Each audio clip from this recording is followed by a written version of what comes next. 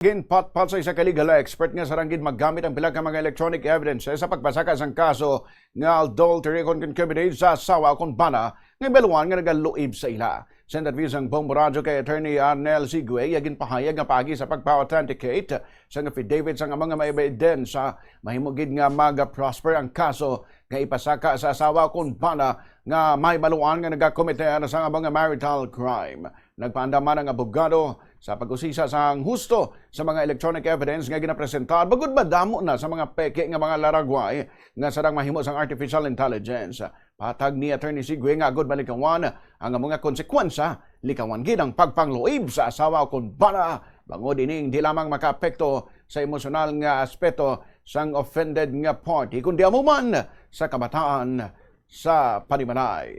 Ang ini nga mga ebidensya, hindi ni siya siling pag maka-screenshot ka, maka-print out ka sa mga electronic evidence sufficient na. No? Kundi, natawag natin sina under the rules is you have to authenticate it. So, ang nagkuha sang inaabing nga video, ang nag-print out, nag-download sang ini nga mga chats or messages or kagiban pa ng electronic evidence, dapat may execute ni sila sang affidavit of authentication, no? Para ma-state nila ang source ng inaabing nga mga ebidensya to prove nga ini nga mga ebidensya hindi mga peke o kun himo-himo lang